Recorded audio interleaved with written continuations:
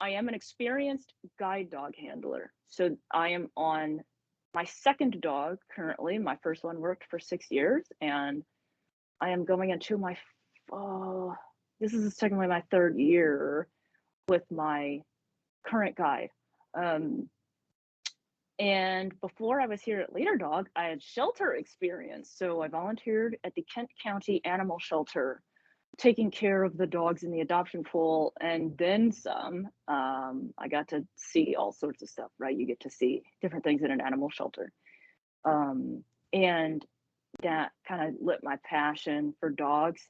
And it definitely inspired me to learn more about Fear Free when I heard about it from Bev. And she had someone from Puppy Development get us set up because in the shelter we did force free. I did not hear about fear free yet, which is what we'll talk about today, but I heard a lot about force free.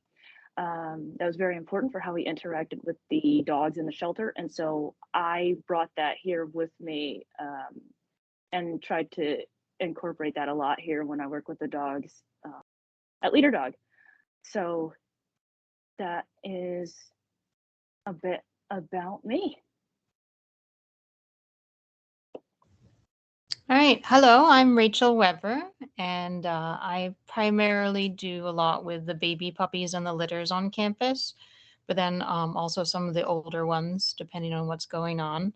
My background is working in a veterinary clinic when I was in college, and then I did a breeding internship over in England on the border of Scotland before coming to Leader Dogs in 2011. And then I did raise 3 future leader dogs. My first two graduated. Haru's in Spain. He's working. I just got a update when he had his New Year picture that sent to me. And then Natsumi's in Indiana. And then Aki has career changed and she's behind me and she may be periodically squeaking some toys when we do this presentation. I'm on several different committees. I'm part of the Canine Enrichment Committee, which we started several years ago to improve the well-being of the canines on campus. And that entails both the puppy, the breeding, and then the training side and any of the career change dogs or grad returns that we have. And then I part of the safety and the IT committee to protect and make sure everything's safe on campus. And then I also volunteer in client services every week. I've been doing that since Aki was 10 months old. And then I'm also big on the garden. I do the vegetable garden and all the houseplants in the kennel and in the admin building.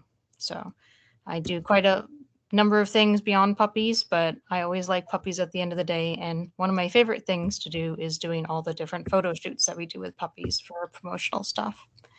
So go on to the next slide, Raven. So this is the different types of puppies that we have. So the main puppies that we deal with here are finishing or early return puppies, the puppies that need new raisers for one reason or another, and then our career change puppies, of course, and our medical puppies. And of course, medical puppies could range. They could be here at different ages. They could be here for a number of reasons, and sometimes they're only here for a few hours. Sometimes they're here for a lot longer than that. So those are just the types of puppies that are most common here in Puppyland. When we move on to the next slide, Raven. That's fine. All right. So the different types of programs that we have is the fear-free enrichment and the canine or cooperative care programs that we have here.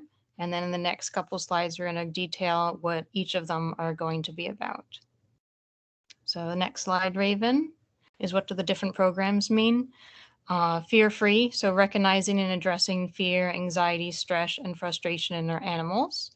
The enrichment is providing daily additional mental stimulation through the interaction and physical activity to improve their overall well-being, both on campus and during the time that we're taking care of them. And then the cooperative care that we have is we're setting a goal to allow the puppy to be a willing participant in their care. And this goes towards the fear-free, that we're making sure that we're addressing their fear if they're having some type of issue with their care and reducing their problems that they're having it. And then VJ, there's someone says that someone's not seeing any slides. I can see the slides. I think it's Marilyn Duke. And Marilyn, if you do not see the slides, sometimes it helps to exit out and come back in. Alana, you said the same thing. Mary says she does see them. I see them so far, Rachel, so we're okay. A lot of times it just depends on the device, everyone. So if you could please exit out and then come back in and join us, we would love to have you back. Okay. And everyone, thank you for your input on letting us know that you can see them. I do see we have some raised hands, and with respect to our time and our guest, we will be answering questions at the end. So please do save them. We'd love to hear from you, but we're going to answer questions at the end. Thank you so much. Go ahead, Rachel and Raven. All right. And then this picture on the screen has one of our, I think actually one of our breeding stock dogs outside in our playpen, playing with one of our balls as we had them outside in the summer. And the next slide, Raven, is the fear-free slide. Okay, so from our definition slide, I just have to say, you'll see a lot of these tend to overlap, right? Part of fear-free is sufficient enrichment and cooperative care. You know, it's an overlap of all of these concepts overlap and play into the well-being of the dogs. So with fear-free, it's very important because when a dog has good emotional health, of course, that's how you learn the most effective, right? You learn more effectively when you are not stressed out. And we do work on skills here in the kennel. I make sure of that. I make sure to keep the older puppies stimulated because I understand that these are dogs that we all breed specifically for working and problem solving abilities. And so I do, you know, we'll get into enrichment up the road in this PowerPoint presentation, but definitely I do work with them on different puppy skills because it just as it is important to you, it is important to me. And then we want them to be adaptive and resilient, right? This is a huge piece of being a good service dog in general, but a good guide dog especially. This is a very stressful job, and we want to turn out dogs that can handle stress well. And you know, they don't just happen to be that way. That has to be reinforced and established, and that's very important. And of course, poor emotional health disrupts states of function. So like I already said, it makes it harder to learn. It ruins their appetite. They can have any number of issues, behavioral issues, medical issues, all as a result of stress, right? All of that adrenaline and stress hormones has a negative effect on their likelihood for success and just for, hey, keeping them settled here in the kennel. We want to do that as much as possible, no matter what they turn out to be, whether it's a guide dog doing some other service work or if they go to be somebody's pet. My job here is to make sure that, you know, we do not just the best that we can, but go above and beyond to ensure that the dogs have optimal care during their stay. And you can go to the next slide, Rachel. Right. I'm also just gonna go over what the pictures are in this. So on the bottom left-hand picture, we do have one of our career change dogs sleeping in their kennel. some of the dogs get cur changed early for dysplasia at an earlier age. So there's dog drinking in the background. And then the middle is another dog sleeping in their kennel, one of our finishing puppies. And then on the right-hand side, we have two of our older puppies out playing together. If the ages are compatible and the personalities are compatible, we would have some of our older puppies have short play Years sessions also together there. while they're on campus. All right, and then the next slide, Raven, has the fear-free second part. Okay, so these are just some of the ways that we incorporate fear-free here. The introduction to campus and fear-free housing. So with intro to campus, obviously intro to campus can be very stressful, right? They are leaving the person and the place that they know as home. And so when they come in here, it's very important that we establish a positive association from the onset, to set up the dog to expect good things from us as the people taking care of them, but from just being here, right? So some of the things we do, rather, we do a peanut butter frisbee right in the area where you bring your dog in, or we'll put it in their suite, I should say, or just so that there is something for the dog to engage with, and it keeps them busy, right? They're not thinking about what they don't have. They're thinking about the cool, hey, this is cool. This is a cool thing I get to have access to here. And prevents that, onslaught of stress hormones, right when they start off in the kennel environment. And then I love to do the force-free welcoming. That's very important to me. I did this a lot in the shelter where we would, they drop off a dog or dogs. And the most important thing to do is just go in there and sit with them in their kennel, and not associate the kennel with, well, I have to be alone, right? I don't get human attention here. And so I will, with dogs, a lot of times just go and sit in the kennel or go and sit in the relief run or the enrichment area, whichever. And I don't force them to interact with me. So this is not about petting the dog at all. And actually, as guide dog handlers, they tell us to do this a lot when we get issued our dogs. They say, you interact with your dog the way that they are interacting with you, insofar as how much touch there is, how much engagement there is physically. Provided that you don't need to be any more interactive. So I just sit there. I don't expect anything from them, right? Because that's a lot of things. Some dogs, especially if they're here for medical reasons, they might start to get suspect of people, like, okay, you're coming in here to medicate me or something, right? They know.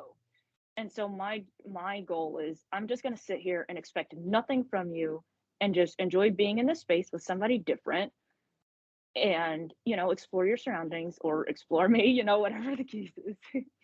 And that is just so huge. Sorry,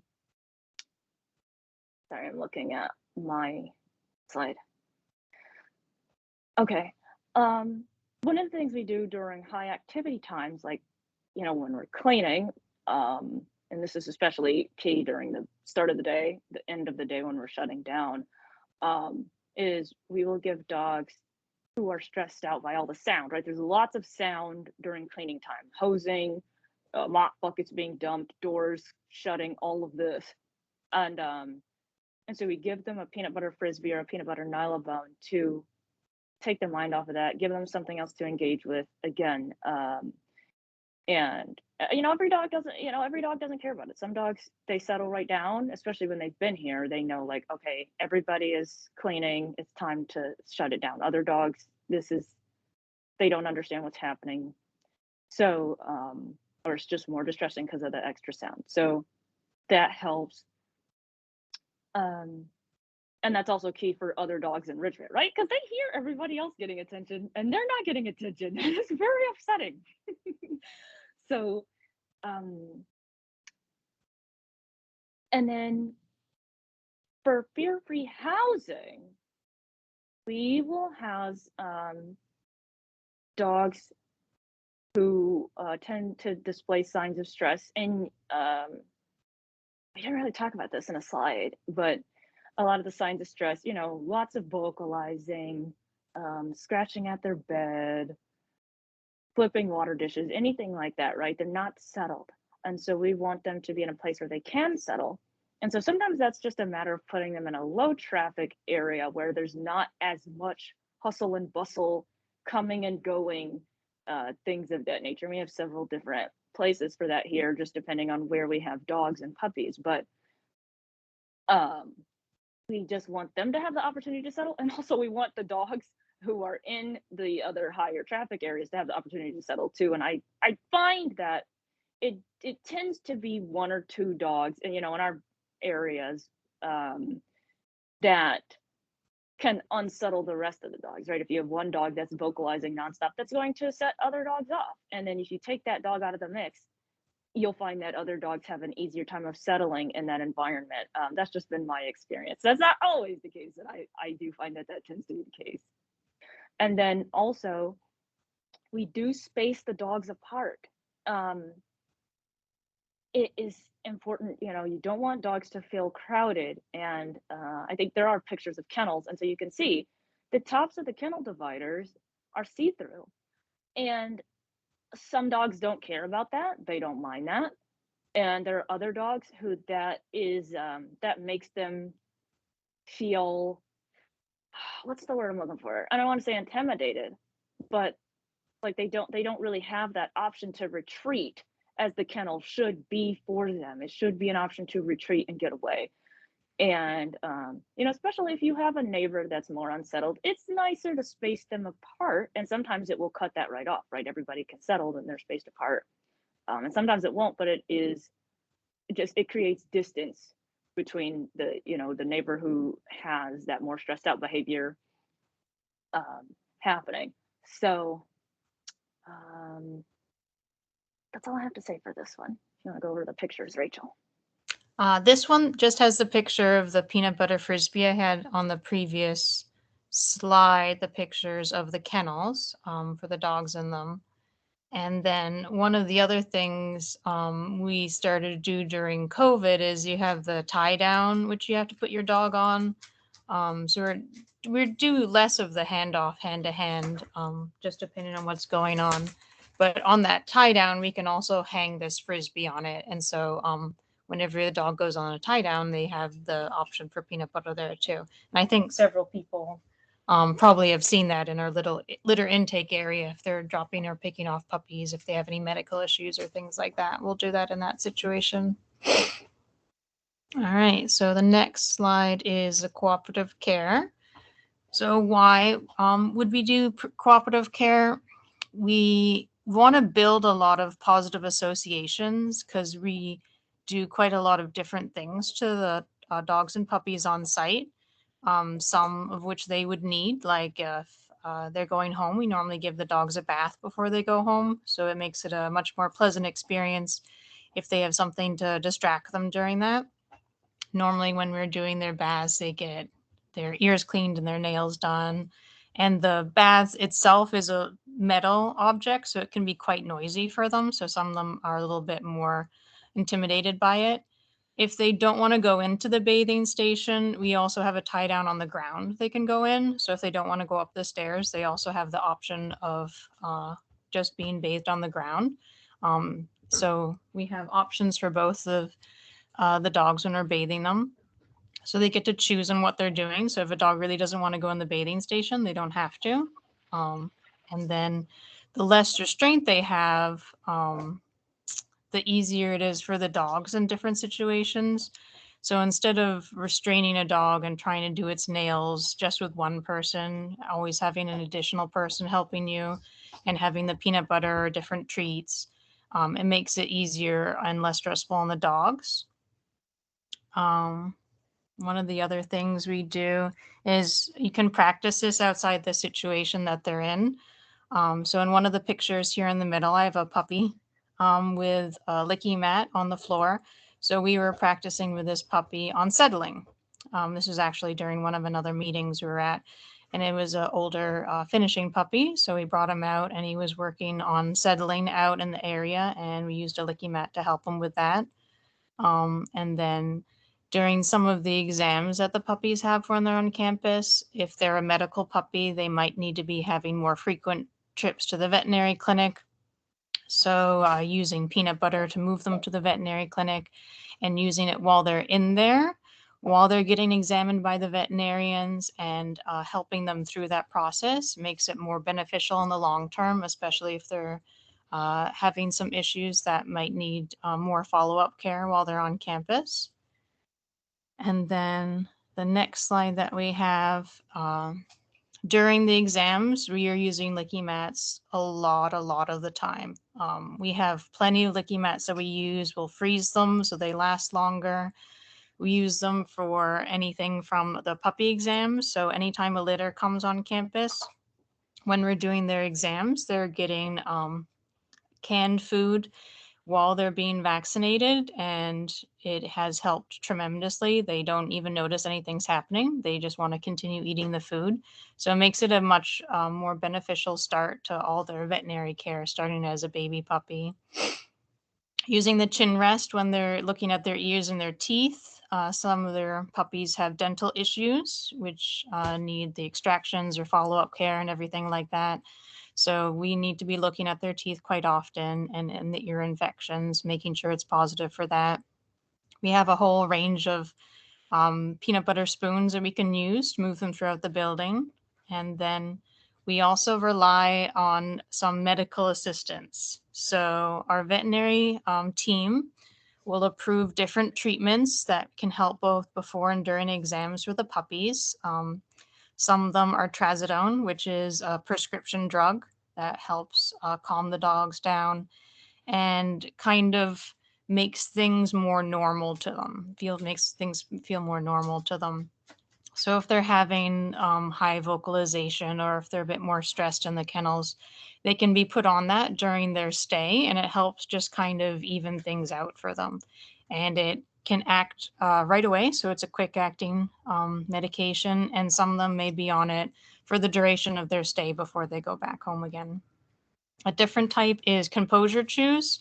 So that's more of a supplement, just a little bit lower down than trazodone. So if the dogs aren't so stressed that they would need to have the prescription drugs, but they're still unsettled, or they're still maybe not over vocalizing, but they're just a little bit unsure about what's going on, we can give them composure chews, and it's the same thing. It can be a recurring prescription that we can give them, and they can be on it during the stay that we have on campus. We've also found, like if there is an event, there is lots of thunderstorms in the summertime. Some of the dogs are a bit more unsettled with that. They could have that during the thunderstorms that we had on campus, during those really strong summer storms.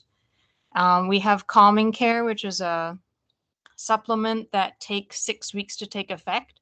So not very effective when starting it when they come on campus, but it's something that we can start, and when they go back home with their razor, or if they're going to go to a different situation, it's going to help them long term before they would come back in for training on the training side.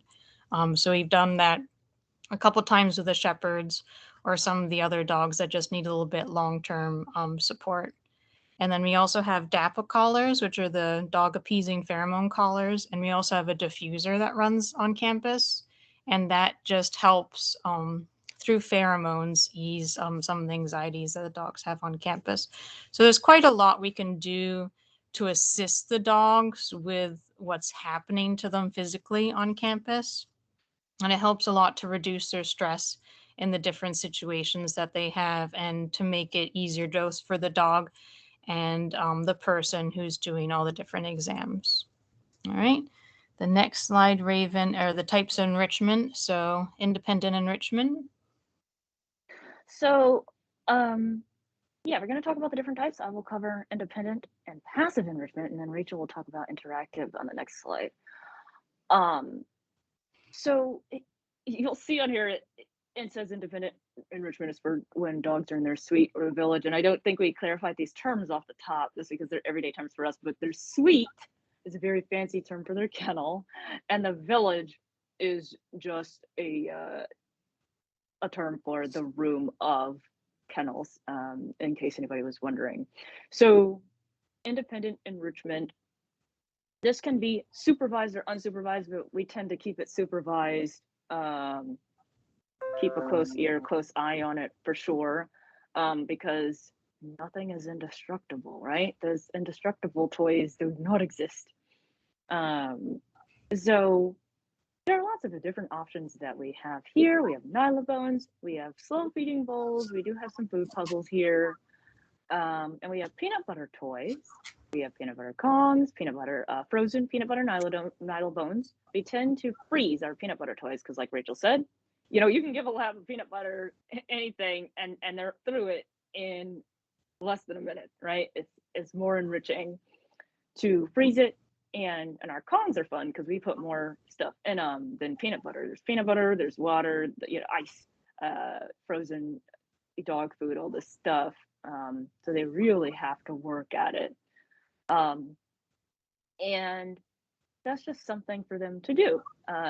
And independent enrichment, a lot of times, they can do it in their kennel because everybody's got nylabones in their kennel that they can access at any time, that we change out every single day. So they can interact with that stuff at any time. The frozen toys are given, like I said before, a lot of times during high stress times, during other dogs enrichment, or to just help a dog settle. And the slow feeding bowls and puzzle toys help with that too, right? Like you can turn feeding time into a very enriching time and just use that as an opportunity to provide them with mental stimulation. And then when it comes to passive enrichment, sorry, I'm just looking. So passive enrichment is essentially things that are just in their environment. And this can be a lot of different things, but it does provide mental stimulation or helps reduce stress in some way. So here we have plants in our environment. Thank you to Rachel. And that helps reduce stress, of course. We all know about the health benefits of plants. And they're not scented or anything. So we do have aromatherapy that we use. So sometimes we do use diffusers. Sometimes it is just a spray that we put on the underside of their bed. And we have DAP diffusers, which goes back to Rachel talked about a DAP collar, a daptol collar. And so the diffuser is just a different form of administering that hormone. And it is all just to reduce the stress and lower the energy in the room and work on, keeping everybody settled. So as you can see, it's a very much a combination approach. It's not like we just do one thing. And also, we do different things for different dogs, depending on how much stress they're experiencing, depending on how much dogs around them are stressed out. And of course, we don't want other dogs to fall into that as they come on campus and get introduced into that environment with other dogs. So that is my part. I will let Rachel take it away. All right. So my goal is always like when you walk into the main part of Puppyland and you see the plants everywhere. And even if we have a lot of puppies there, quite a lot of the time it is quiet and calm, and there's not a lot of noise and different things going on, and that's beneficial to the dogs. You don't want to have all these loud noises and the sound ricocheting and all of that. And the plants help with that. They're quite large, so they help with noise reduction and just makes the area much easier to be in. Some of the plants in the dog villages are very, very large, so it always makes it a little bit more natural environment for them to be in. And then the pictures here we have on the counter, normally on Saturdays, and we're getting all the peanut butter stuff ready and all the food. We have a lot of different items. We have the peanut butter frisbees, which we can just freeze in a stack and use. We have the licky mats, and then the licky mats can also stick on the frisbees to make it a bit more challenging. We have the Nylabones, which are the textured straight Nylabones, which hold peanut butter very well.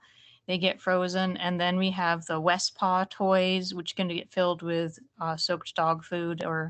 And then we have the Kongs. So for the Kongs, since we use them so often, we don't want the dogs to gain a lot of weight using them. So the majority of the time, they're just filled with water and some dog treats and a little bit of peanut butter on the top so that it's not entirely filled with dog food or it's not entirely filled with peanut butter. And then if the dog has any type of upset stomach, we can fill it with candy in or dry in just so that it's not going to upset them further. And then the last picture, it's just an older, like a 4-month-old finishing puppy with one of the puzzle toys. Normally, for the 4 to 6 month finishing puppies, I think we're always trying to put their food in the puzzle toys just because it slows them down. It gives them something to do, and then they're not trying to eat their food so quickly. So it really helps out with that too. And then there's a lot of questions for the essential oils. I just use lavender essential oil. There is a pet blend you can get too, which has a couple different ones. But you want to be very careful. You can Google just the list of what essential oils not to use around animals. You would never use them around cats. So you have to be careful about doing diffusers at home if you have cats, because you don't want to be doing that in the air with them. And then normally I would just stick to lavender, really is the best one to use with them because it's safe with them. And you don't want to be putting it on the animal. Don't put essential oils on the animal. You would just put it in their environment, which they couldn't access. So as Raven was saying, we have the pet blend essential oil that we can spray underneath their bed, or when we're doing exams, I can spray it underneath the blanket. And then having it just in the area helps calm them down too. All right, so the next slide, Raven, has the interactive enrichment. I think we're both going to go over that. Did you want to start first?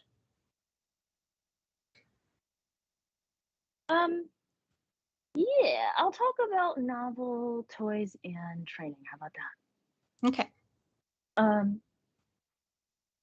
So I did talk earlier about training with the dogs, and that is key here for interactive enrichment. And training can be any number of things. So some of it is on leash. People will see me in the hallways working with our dogs on loose leash skills, some obedience. Sometimes I'll take them outside and do some exposure and socialization type of stuff with them, just to keep their skills good. Whether, like I said, whether they're being adopted out as a career change or they're going to be a guide dog, they need those skills to have desirable behaviors and to be able to settle no matter where they are.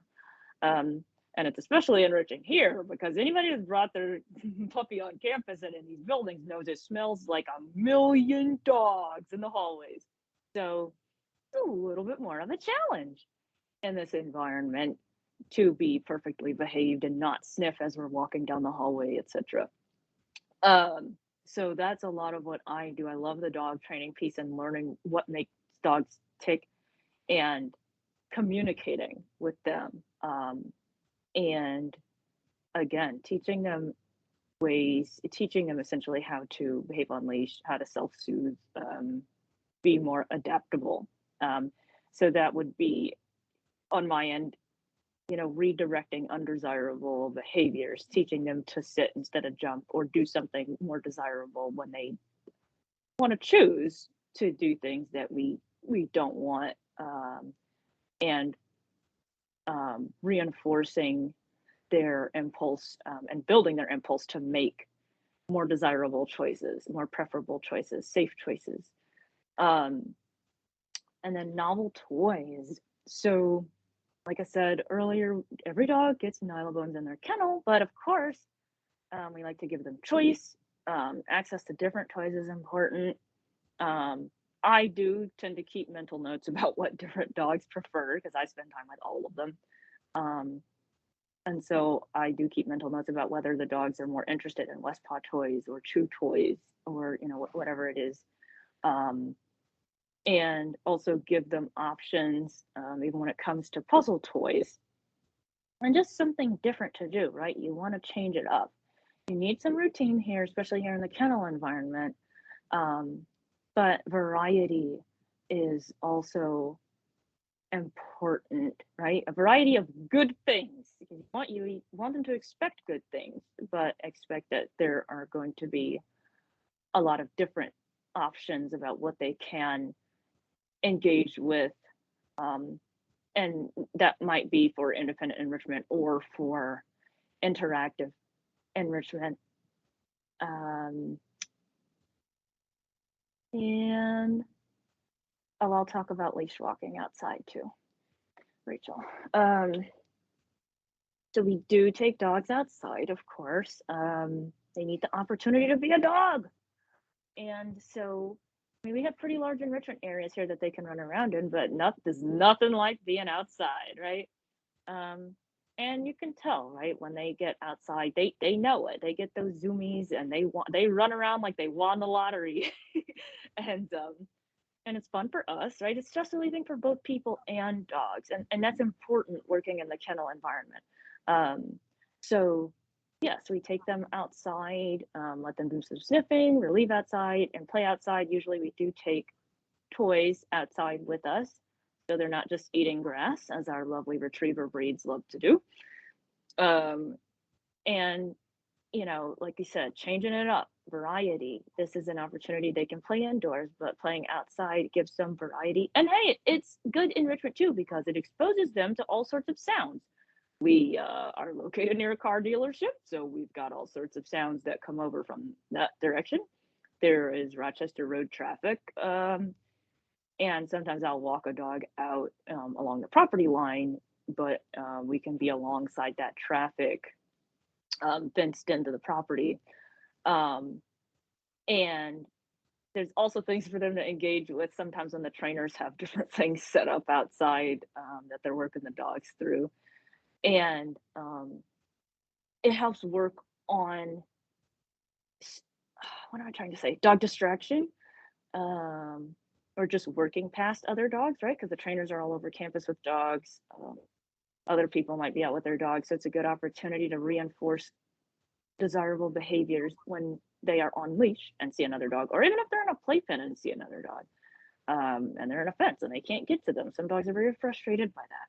Or I say they're good distraction dogs, right? They just sit there and watch, but they're a good distraction dog for the other dog who maybe someone else might be working with. So, yeah, that is a huge, um, very important to us when we do enrichment, especially during the warmer weather. We try to get the dogs to enjoy that as much as possible. I will let you take it away, Rachel. Yeah, so wonderful part about Michigan is we haven't been walking them outside as much lately because it's been very, very cold. Very, very cold.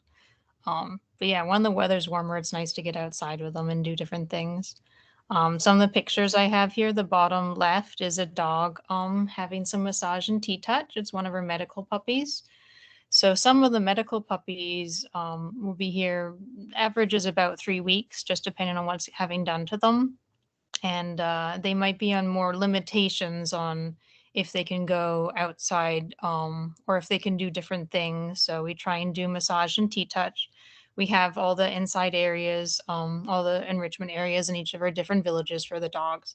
So the whole kennel is built because of the Michigan weather is so cold in the winter. There's lots of available indoor enrichment with them. So we don't have to go outside with them all the time. All of our runs are inside for them to relieve themselves. There is a door for those runs that we can open during the warmer weather, but it just means that it's a bit more comfortable for the dogs and the people when it's this cold outside. We can do a lot of the indoor enrichment with them too. The middle picture, we have a golden retriever looking very, very happy running in the outside pen in the summer. So some of the older puppies that we have on campus, if they're here for a behavioral evaluation or a medical evaluation, they might be here for a couple of days. Same thing, we want to make sure it's a good stay for them while they're on campus because you know, they've come away from their puppy raiser, and if they're going to go back to the same puppy raiser, they want to make sure that they're having a nice time on campus, so that when they finally come in for training, after they finished with their puppy raiser, that they know it's not a different place to be in. They've known where they were before. The top left picture, we have one of our career change puppies. So this is in winter in the outside pen in the snow. And she loved the snow very, very much. And she loved going on walks. So she was always going out walks in the winter, when we're walking around and having fun playing in the snow outside. And for the career change puppies, you know, they're just waiting to be adopted, or if they're going to go back to their puppy raiser after, you know, they've been spayed and had their x-rays and had a chance to heal, or if they're adopted out by a local family, or if they go into a different profession. Some of the career change dogs go on to do different things. They are still in our care, so we're still taking care of them. Even if they're not going to become a leader dog, they're still getting the same care as everyone else that we have. And then the bottom right hand picture is one of the shepherds that we have, for the process that we're doing, bringing them on site, getting them acclimated during a week's stay, and making sure they're medically cleared before going back to their raiser, and then coming back in for training a little bit later on for them. So we've had lots of fun with them this year, and they are always going outside on walks and free runs and a lot during their week with us, so that they're much more comfortable on campus. And it's always great to have them as guests with us.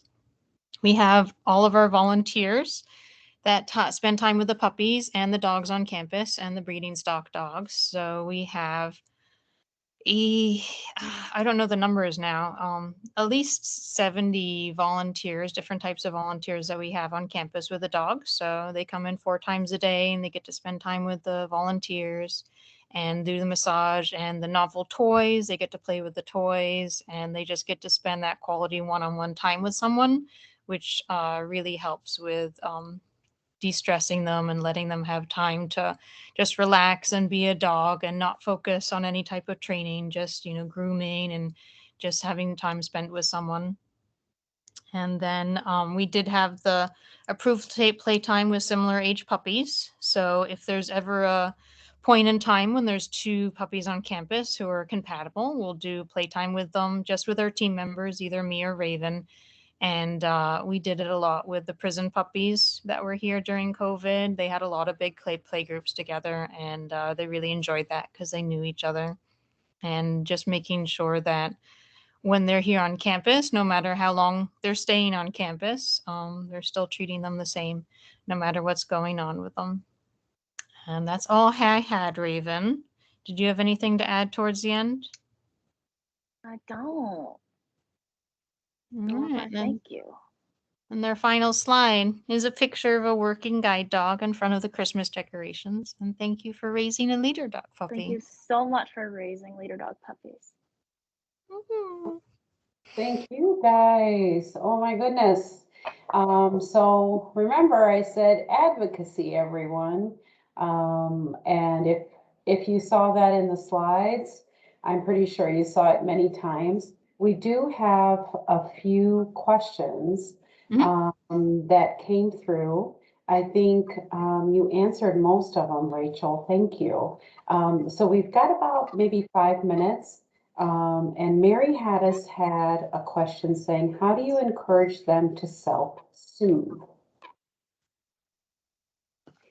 And I'm thinking, Mary, you refer to how do you encourage the puppies to self-soothe when they're in the Yeah, care? because that's something I brought up. Yes. Yeah, so I don't Yeah. know if you'd like to answer, Raven, or if Rachel would. Raven can answer. I guess we could.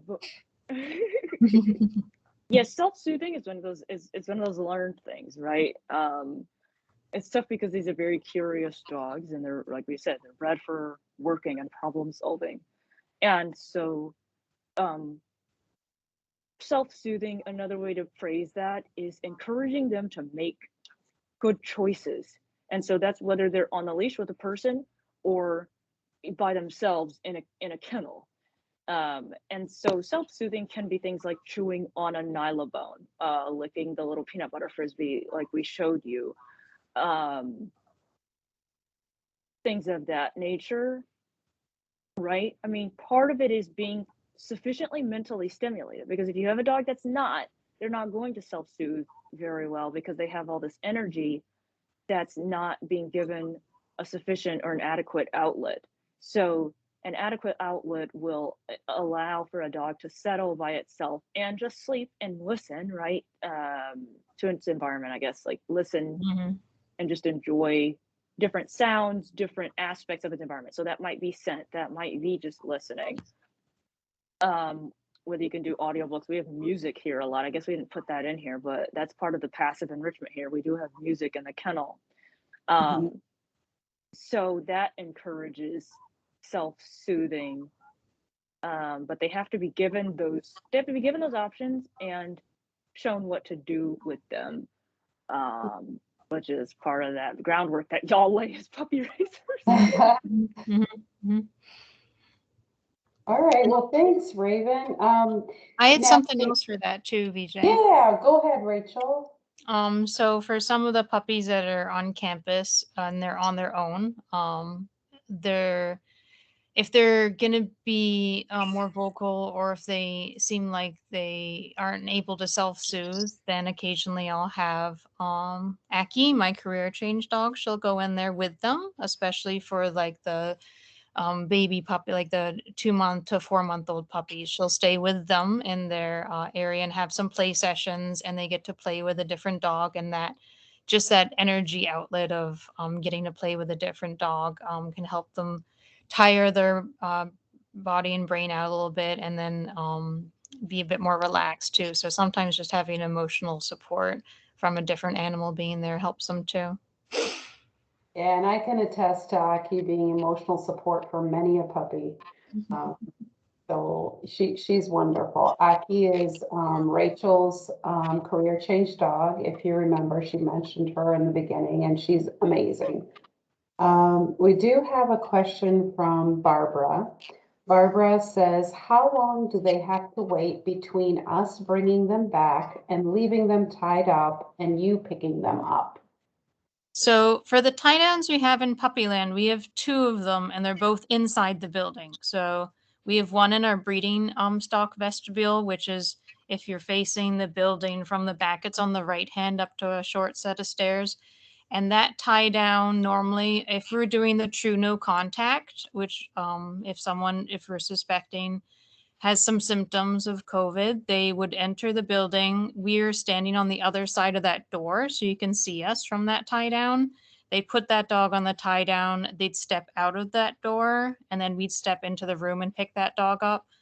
So you could see that person the entire time. So that's the room that we're kind of using for the no contact, true no contact. It's all inside because just the winter weather is so bad. We decided to make everything inside. And then our other tie down is in the litter intake area, and that's all with a person. So that door is locked, and we would bring you into that room. You would put the dog on the tie down, which has the peanut butter frisbee on it, and we're standing next to you. So you wouldn't leave your dog out of sight without a person that you could see on the tie down. So it just depends on how long the process would take, would be how long the dog's on the tie down, and then you would leave, and then we'd transport the dog to the village off of the tie down. Thanks so much, Rachel. Raven, did you have something you wanted to add? Next question. All right. Okay, so we have a couple of questions that are geared more towards behavioral and training. And for those questions, I think Lynn Shorn and Jen, please reach out to your puppy counselors or your puppy coordinators. I'd like to keep the questions for our guests relevant to their topic.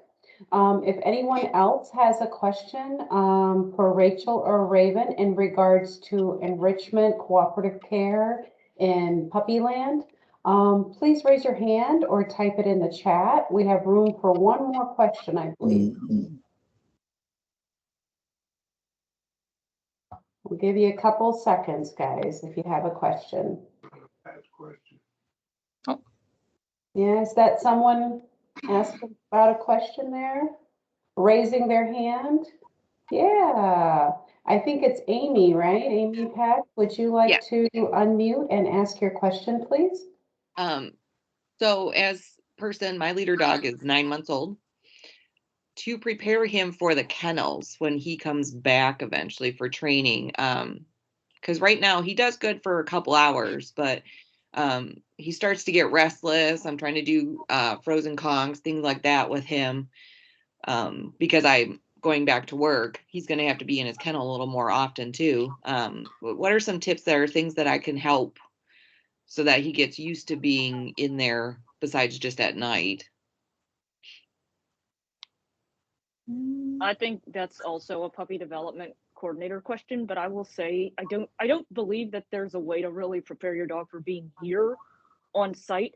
And also, don't expect that your dog is going to have to be here without enrichment or engagement for longer than a night. Remember that, Okay. all the stuff that we just talked about we're going to be doing are things that we do throughout the day while we're here. I mean, it's not the case that, your dog will be in his kennel for an entire day without any Yeah. enrichment or interaction. So, Well, same thing every couple but yeah, hours he'll I have think something. yeah, I think Okay. beyond that, there's definitely a puppy development coordinator question. Okay. Yeah, thank you, Amy. I think Rachel and Raven have so many great tips that they're sharing and so many techniques and strategies that they use that it's hard not to ask them. I was just talking to Rachel yesterday and I said, man, I can't believe it's been this long, but you've been there every second. I just come and I troubleshoot with you. So it's hard not to ask these two individuals about what they think, but with respect to their job and what they are doing and what this presentation is about, again, I'd like to keep the questions geared towards that. I know, Marilyn, you have your hand raised, so this will be our last question. Would you like to unmute, please? Yeah, I Yeah. think I have. Sure, go ahead and ask Right. your question, Marilyn. We're in the Chicago area, and I have been looking for lick mats all over and never found them after 6 puppies. So where Oh, do you get lick mats? Is there a source available? There is a source. I can get VJ to send you the link to it. I think it's something run, but I forget what that is. It's And Clean Run. Clean Run. There you go. It's Clean Run. CLEANRUN.com, and that is where you can get lick mats from. And they have a licky wobble. Go look at that. It's a cool bowl, but it's a Yes, lick they mat. have Go so look many at 'em. different types of licky mats there, and they are good on when they do sales on them too. yeah, I think Amazon, Chewy, but Clean Run is the best. I agree. Yeah. So I I would just say think, supervise. Don't leave those unattended No. with your dog. Make sure you No. supervise with those. thanks, Raven. Thank you so much for saying that again. Yeah. So I think I said that was the last one, but we do have a question Would you in the could you chat. spell the source again for me? We'll I'm write gonna, it down. yeah, I'll type it in the chat. Oh, okay. I think it's this Clean Run, right? Is that how it is, Rachel? Yeah, it's cleanrun.com. Yep. Oh, I Clean forgot the Run.com. .com, Marilyn, but it's cleanrun.com. Okay. Okay? Thank you. Oh, you're welcome. So this is definitely the last question. It came in through the chat. It says, my recent puppy was a holdover. This is from Jennifer. What type of interaction do they get when they are not in training but waiting for the next class? I think this is perfect, VJ. You can have dog care come on over next time. And I talk about know, all of Say, their yep, stuff. these are dog care questions. Holdovers are not. Yeah, If a so dog is that's here prior to training, they're not here. Yeah, so it gets a little bit fun. I'm telling you, it's because you guys are so wonderful in sharing your experiences and what you do that I'm happy I'm not the only one that comes towards you guys and says, but what about this, this, and this? We're going to end this presentation. We appreciate everyone joining us. I want to send a big hug. I try to constrain myself not hugging during this pandemic, but most of you who know me know that sometimes I can't help it. But I'm sending a big hug to my presenters. I know this takes a big chunk out of your time. Thank you so much for putting your time and your commitment to being with us today. And thank you to all of you.